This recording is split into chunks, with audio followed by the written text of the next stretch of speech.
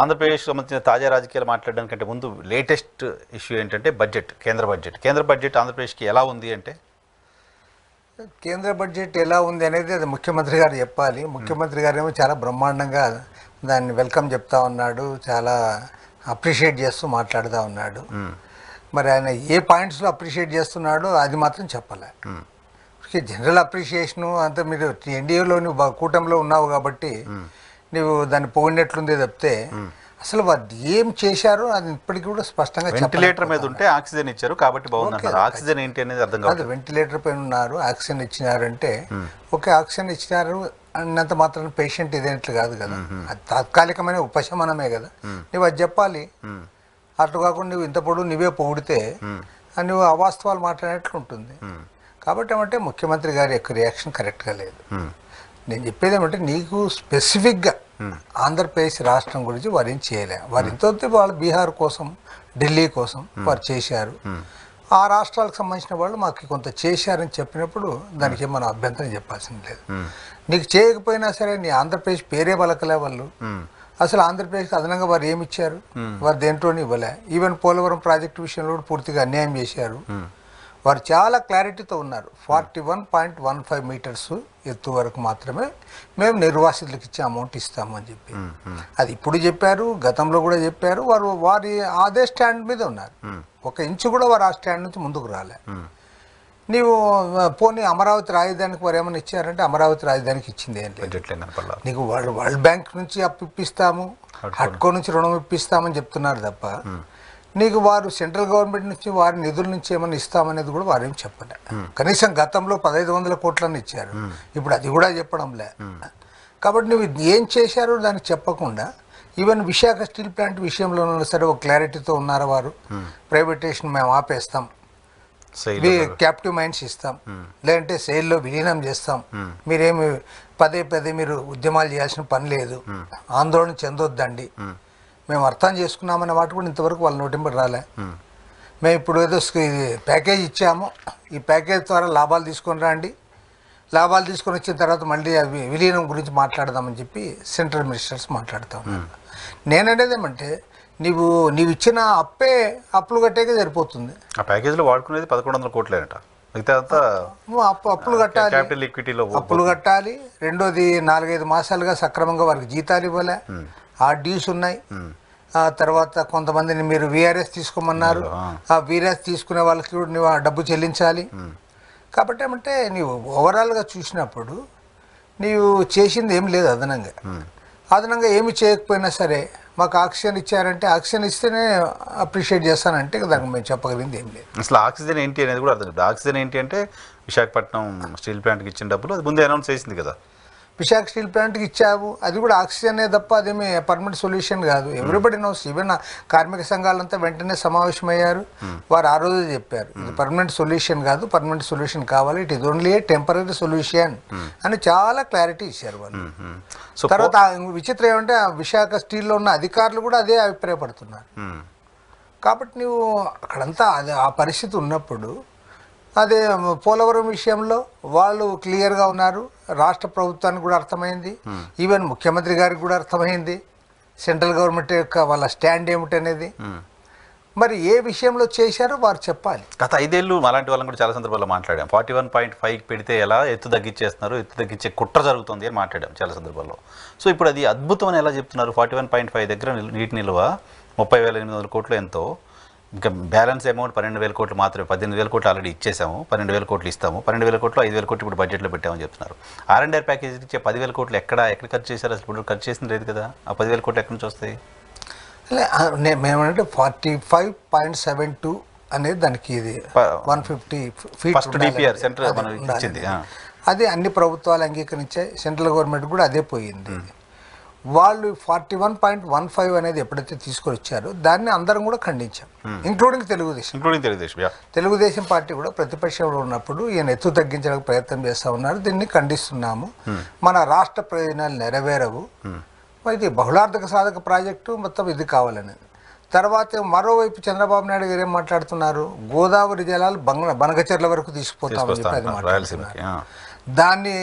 దాంట్లో కూడా పెద్ద ఇది మతలబు ఉంది. అదేమంటే దాన్ని ఒక ప్రైవేట్ ఫర్మ్కి ఇస్తాము, వారే చేస్తారు, ఎట్లయితే రోడ్స్ ఇవన్నీ ఇస్తారు ఇది కూడా అట్లా ఇస్తామని చెప్తాన్నాడు. అంతకంటే ఘోరమైన విషయం ఇంకోటి ఉండదు. ఎందుకంటే నీ వాటర్ కూడా ప్రైవేట్ వానికి కార్పొరేట్లకి అప్పచెప్తే నువ్వు కనీసం ఏం లేకుండా బతకొచ్చుగా, నీళ్లు లేకుండా ఎవరు బతికే కదా.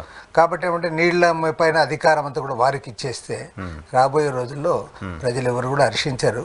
కాబట్టి ఏమంటే చంద్రబాబు నాయుడు గారు మరి ఆయనకున్న అననుకూల పరిస్థితుల్లో కేంద్ర ప్రభుత్వానికి అంటగాగుతున్నాడేమో అని. ఆయనకి అననుకూలం ఏముంది సార్? ఈయన మద్దతుతోటే కదా కేంద్రంలో ప్రభుత్వం నడుస్తోంది. అది వాళ్ళు అట్లా ఫీల్ కావడమే. ఎందుకు కావట్లేదు? ఇలా యాక్చువల్గా చెప్పాలంటే వాళ్ళకి 240 సీట్లు ఉన్నాయి. జేడీయూ, తెలుగుదేశం ఇలాంటి పార్టీలపైన వాళ్ళ గవర్నమెంట్ ఉంది. కాబట్టి వీళ్ళు కొద్దిగా సాధించుకోగలరు. బార్గెనింగ్ కెపాసిటీ ఉంటుంది కదా ఇప్పుడు. వాళ్ళు ఉంటుందని చాలా బార్గెనింగ్ చాలా అనుకున్నారు కూడా. అందులో చంద్రబాబు నాయుడు లాంటి సీనియర్ రాజకీయ నాయకుడు వాళ్ళని కొద్దిగా డిక్టేట్ చేస్తాడని కూడా కొంతమంది భావించారు. కానీ ఈ 7 మాసాల కాలంలో చూస్తే అదేమీ జరగడం లే. పైగా మన హోమ్ మినిస్టర్ అమిత్ షా గారు వచ్చి చెప్తాడు, ముఖ్యమంత్రి గారు, డిప్యూటీ చీఫ్ మినిస్టర్ అందరూ అక్కడే ఉన్నారు వేదిక మీద.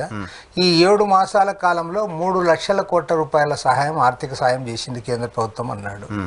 మరి 3 లక్షల కోట్ల రూపాయలు వారు ఆర్థిక సాయం చేసి ఉంటే, ఓకే చేశారని వీళ్ళేం మాట్లాడలే కాబట్టి, మరి చేసి ఉంటే నువ్వు రైతులకు చెప్పిన 20,000 రూపాయలు కూడా ఇవ్వలేకపోతున్నా.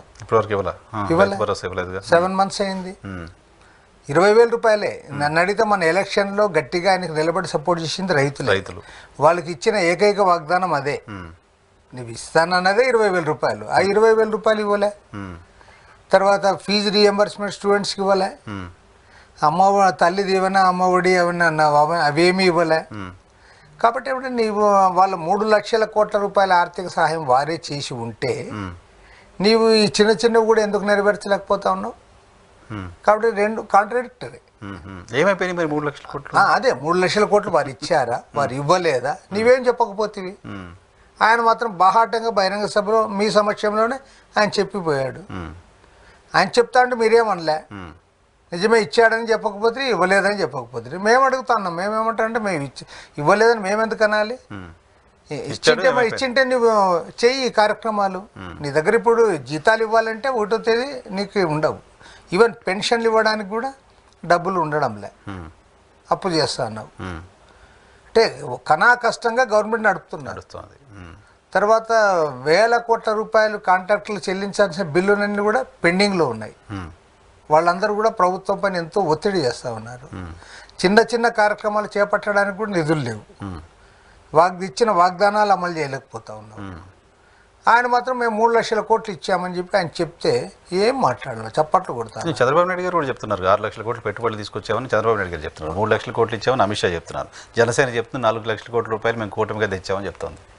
అదే మీరు అన్ని పెట్టుబడులు వస్తే అవన్నీ కనపడతాయి కదా. ఇంతకు గతంలో కూడా అప్పుడు 2014-19 వరకు ఉన్నప్పుడు కూడా 10 లక్షల కోట్లు, అన్ని 12 లక్షల కోట్లు అని చెప్తా వచ్చారు. కానీ అది అంత అసాధ్యం. అది లక్షల కోట్ల రూపాయల పెట్టుబడులు అన్నీ కూడా వచ్చి నావంతా కూడా గ్రౌండ్ అయ్యి మీరు లక్షల మందికి ఉద్యోగాలు ఇస్తే ఆ విషయాలే మారిపోతాయి. కాబట్టి ఇప్పుడు ఒకటి ఈ 7 మాసాల కాలంలో ఒకటి పాజిటివ్గా నాకు కనపడింది చెప్తా. అది అప్పైనా పర్వాలేదు, బట్ అమరావతి ప్రాంతంలో యాక్టివిటీ స్టార్ట్ అయింది. అది మనకి విజిబుల్గా కనపడుతుంది. ఎందుకంటే ఇప్పుడు టెండర్లు ఇవి వచ్చేలోగా ఆ పనులు అవన్నీ కూడా మొదలవుతాయి కాబట్టి. ఓకే, పెన్షన్స్ 4,000 రూపీస్ అది ఇచ్చారు. అది దాన్ని కూడా మనం అప్రిషియేట్ చేయాల్సిందే. ఎందుకంటే అది ఒక వాగ్దానము, అందులో కీలకమైన వాగ్దానం కాబట్టి దాన్ని చేశారు. కాబట్టి ఏమంటే ప్రభుత్వాన్ని ఏదో విమర్శించాలని మీరు అది చేయలే మేము అనడంలే. ఏదైతే వాస్తవమో వాస్తవం చెప్తాం. కానీ మీరు పక్కా వాస్తవాలు మాట్లాడితే 3 లక్షల కోట్ల రూపాయలు ఇచ్చారు, లక్షల కోట్ల పెట్టుబడులు వచ్చినాయి, అది ఇది ఇట్లా మాట్లాడితే అది ఎవరు, అదే విఘ్నులైన వాళ్ళు ఎవరు కూడా దాన్ని సమర్థించరు. అది కొద్ది రోజులు పోయిన తర్వాత మీరు చేసిన నిజమైన కార్యక్రమాలు కూడా ఈ అవాస్తవాల్లో కొట్టుకుపోతాయి.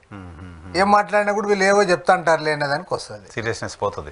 ఖచ్చితంగా పోతుంది. ఏమంటే ఏదుంటే అది చెప్తే అప్పుడు ప్రజలు కూడా నమ్ముతారు. కానీ రాష్ట్రం పరిస్థితి ఎలా ఉందో చూడండి అంటూ ఆయన ఒక పెద్ద మ్యాప్ వేసి చూపిస్తూ సూపర్ 6 అమలు చేయాలని నాకు కూడా ఉంది, కేంద్రం ఇచ్చే డబ్బులన్నీ నేను సంక్షేమ కార్యక్రమాలకు పెట్టలేను, వచ్చినాయి డబ్బులు, ఆ డబ్బులు ఇలా వచ్చినాయి అని చెప్తూ సంపద సృష్టి జరిగిన తర్వాత సంక్షేమ కార్యక్రమాల గురించి ఆలోచిద్దాం అన్నట్టు మాట్లాడారు ఆయన. రిస్క్ తీసుకోవాల్సి వస్తే ఫార్మర్స్ రిస్క్ తీసుకోవాలా, నేను రిస్క్ తీసుకోవాలా ప్రభుత్వం అంటే ఫార్మర్సే రిస్క్ తీసుకోవాలి అని చెప్తున్నారు. దానికి నేను చంద్రబాబు నాయుడు గారు చెప్పేది ఏమంటే, ఇదే మాట కొత్తగా రాజకీయాల్లోకి వచ్చిన ఏ వ్యక్తి చెప్పినా దాన్ని మనం పెద్దగా తప్పు పట్టిండే వాళ్ళం కాదు. కానీ చంద్రబాబు విషయంలో అది కాదు. చంద్రబాబు గారు సుదీర్ఘ రాజకీయ అనుభవం ఉన్న వ్యక్తి. తర్వాత పరిపాలనా పరంగా కూడా మీరు ఎంతో కార్యక్రమం చేశారు. సీఎంగా చేశారు, సీఎం కంటే ముందు రెవెన్యూ మినిస్టర్గా చేశాడు, ఈవెన్ ఫైనాన్స్ మినిస్టర్గా చేశాడు. మళ్ళీ ఓకే, అంతకుముందు సినిమాటోగ్రఫీ అని మర్చిపోవచ్చు. కనీసం ఈ తెలుగుదేశం గవర్నమెంట్ కీలకమైన పదవులు చేశావు. రాష్ట్ర ఆర్థిక పరిస్థితి బాగలేదనే విషయం మీకు తెలుసు, మాకు తెలుసు, మీరు చెప్పారు, మేము చెప్పారు. మాకంటే ఒక అడుగు ముందుకేసి శ్రీలంక లాంటి పరిస్థితి ఈ రాష్ట్రంలో దాపురించిందని కూడా చెప్పారు. చాలా క్లియర్గా చెప్పారు, పదే చెప్పారు. అది అప్పుల పాలైంది, శ్రీలంక పరిస్థితి ఉంది, ఆర్థికంగా దివాళా తీసింది, అప్పు పుట్టే పరిస్థితి లేదు, అన్ని నువ్వు చెప్పి ఈ వాగ్దానాలు చేసావు. నువ్వు వాగ్దానాలు చేసేటప్పటికే నీకు క్లారిటీ ఉంది, పక్కా క్లారిటీ ఉంది. 14 లక్షల కోట్ల పైన క్లారిటీ ఉంది. అప్పుల పాలైంది, కొత్త అప్పు పుట్టదని కూడా చెప్పావు. ఇన్ని చెప్పి నువ్వు వాగ్దానాలు చేసి అధికారాన్ని చేజిక్కించుకొని ప్రజలు అధికారం ఇచ్చిన తర్వాత ఇవాళ నేను ఇట్లా అనుకోలేదు, చూసే భయం అవుతుంది, కంప్యూటర్ చూసానంటే బీరువా తెరిచే డబ్బులు లేవు అంటే నీకు తెలియని విషయమా? అందరికి తెలుసు. తర్వాత ఇంకోటి, అలివి కానీ వాగ్దానాలు చేసావు. జగన్మోహన్ రెడ్డి ముఖ్యమంత్రి ఒక కుటుంబంలో ఒక పిల్లోడికి ఇస్తే లేదు నేను అందరికి ఇస్తానన్నావు, మరి అందరికి ఇమ్మని అడుగుతున్నారు. ఇప్పుడు ఆ ఒక పిల్లోని కూడా నేను ఇవ్వలేనంటే మన జనం తప్పు పడతారు. కొత్త స్కీమ్ ఆయన తీసుకొచ్చారు, అమ్మఒడి కావచ్చు, రైతు భరోసా కావచ్చు, వీటిని నేను విడతల వారీగా ఇస్తాను, 3 దఫాల్లోనో 2 దఫాల్లోనో. కేంద్ర ప్రభుత్వం ఇస్తుంది కదా పెట్టుబడి సాయం, కిసాన్ 6,000 ఇస్తే 2,000 3 సార్లు ఇస్తున్నారు సంవత్సరానికి. ఇది కూడా నేను అట్లా ఇస్తాను అనే మాట మాట్లాడుతున్నారు. అది కూడా ఇవ్వలేదు కదా, ఇస్తారంట. అది మొదలు నువ్వు అట్లా కూడా నీవు ఇచ్చింటే నిన్ను విమర్శించే వాళ్ళు కాదు. ఇప్పుడు ఏముంది, 20,000 ఇస్తానని చెప్పావు, ఆశ చూపావు, వాళ్ళు కూడా నమ్మారు. వాళ్ళు నిజంగానే మెజారిటీ ఫార్మర్స్ ఆయనకి ఓటేశారు. నువ్వు ఇప్పుడేమి డబ్బులు లేవంటున్నావు, డబ్బులు లేవని చెప్తే నేను అది కనీసం నువ్వు విడతల వారీగానే పద్ధతి ఇస్తున్నాననే దాంట్లో ఫస్ట్ విడత వేసింటావు అనుకో, 2 విడత వేస్తాడనే దాంట్లో ఉండేవాళ్ళు. కానీ చంద్రబాబు నాయుడు పైన ఏమంటే పోయినసారి కూడా రైతులకు ఇట్లే చేశాడు. 2014-19 అప్పుడు అవి రుణమాఫీ విషయంలో చాలా నాంచి ₹1,00,000 వరకు ఎంతో రద్దు చేస్తానన్నాడు. పోన్లే అదేదో చేసేసింటే అయిపోయింది, చేయలే. చివరికి ఏమి 2019లో ఎన్నికలు సమీపించిన తరుణంలో ఒక జీవో ఇచ్చాడు. అవి ఇంతకుముందు 2 కంతులు నేను ఇవ్వలేకపోయాను, అవి ఏదో ఇది చేస్తానని. ఆ జీవోని నెక్స్ట్ గవర్నమెంట్ హానర్ చేయలే. జగన్మోహన్ రెడ్డి ప్రభుత్వం వచ్చిన తర్వాత ఆ జీవోని పక్కన పడేశారు. కాబట్టి ఆయన ఏమి ఇవ్వలేకపోయాడు. ఆయన ఎలక్షన్ ప్రామిస్ తర్వాత గవర్నమెంట్ ఇవ్వమని చెప్పడం కూడా అనైతికం కదా. అది అడిగినా అది పెద్ద ఇది కాలే. ఆయన ఎవరు అడిగినా కూడా వాళ్ళు పెద్ద కేర్ చేయలే, ఇంకా అది అయిపోయింది పొండి అన్నారు. కాబట్టి నేననేది ఏమంటే, ఈ వ్యక్తి కొత్తగా రాజకీయాల్లోకి వచ్చిన వ్యక్తి, అవగాహన తక్కువ ఉన్న వ్యక్తి, వారు చెప్పారంటే అది కూడా కరెక్ట్ కాదు.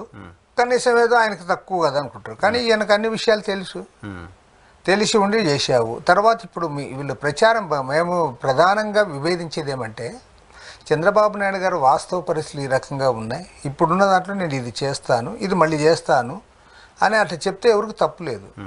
ఒక పక్క డబ్బా ప్రచారం చేస్తారు. ఏమంటారంటే ఇక్కడ ఎన్డీఏ సర్కారే, అక్కడ ఎన్డీఏ సర్కారే, ఇది డబుల్ ఇంజన్ సర్కారు.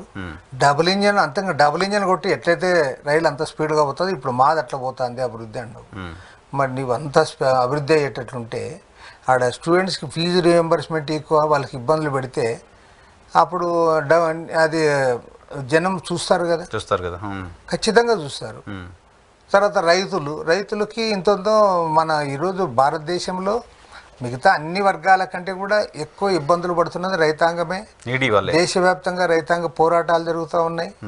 నీవు రైతులకు ఇచ్చిన హామీనే చాలా చిన్న హామీ, ఓన్లీ 20,000 రూపాయలు ఇస్తానన్నావు. ఆ 20,000 రూపాయలు అది పెంచాడు అంతే. అంతకుముందు 12,500 దాన్ని 20,000 అన్నావు. నువ్వు ఒక 10,000 ఇచ్చి 10,000 మళ్ళీ ఇస్తానంటే కూడా పబ్లిక్ కొద్దిగా ఫీల్ అయింది. ఇచ్చాడు కదా 10,000, ఇంకా 10,000 మళ్ళీ 3 నెలలకు ఇస్తాడుంట కదా. ఇప్పుడు నువ్వు ఏమీ ఇవ్వకపోతేవి నువ్వు అట్లా నువ్వు రెండూ చెప్తున్నారు. అదే ఆశ్చర్యం. ఒక పక్క ఏమో డబుల్ ఇంజన్ సర్కారు, మేము చాలా ఇదిగా పోతున్నామని అది వాళ్ళే ప్రచారం చేసుకుంటారు. ఇంకేమీ ఇబ్బందులే లేవు, అన్నీ కూడా ముందుకు పోతాయి. మరోవైపు చిన్న చిన్న కార్యక్రమాలు కూడా అమలు చేయలేకపోతారు. డబ్బులు వస్తున్నాయని చెప్తున్నారు, డబ్బులు వస్తున్నాయంటారు. తర్వాత సెంట్రల్ హోమ్ మినిస్ట్రీ వచ్చేసి ఆల్రెడీ 3 లక్షల కోట్లు ఇచ్చామంటాడు. కాబట్టి ఇవన్నీ చూసా అంటే ప్రజలు కన్ఫ్యూజ్ అవుతున్నారు. అందుకోసం ప్రజలు అసహనం వ్యక్తం చేస్తున్నారు. లేకపోతే పెద్ద తప్పు చేసింది గవర్నమెంట్ అని కాదు, కానీ నువ్వు ఇచ్చిన వాగ్దానాలు అమలు చేయకుండా పోన్లే వాస్తవాలు ప్రజలకు చెప్పకుండా, వాస్తవాలన్న ప్రజలకు చెప్పి ఇట్లుంది, ఇట్లా మీరు అర్థం చేసుకోండి అంటే నువ్వు ఆ భాషలో అర్థం చేసుకుంటారు. అదే డ్యూయల్. నువ్వు ఒకసారి ఏమో బ్రహ్మాండం వస్తుంది, కానీ మీరిద్దరే ఒక పక్క చీఫ్ మినిస్టర్, ఒక పక్క డిప్యూటీ చీఫ్ మినిస్టర్ చెప్పిన తర్వాత బీజేపీ వాళ్ళకంటే ఎక్కువ వీళ్ళే చెప్తున్నారు. పాపం బీజేపీ వాళ్ళే తక్కువ చెప్తారు, తక్కువ మాట్లాడుతున్నారు.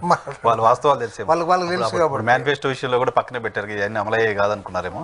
వాళ్ళు రాలే, అదే రిలీజింగ్ కూడా రాలే వాళ్ళకి తెలుసు అది చేయలేరు.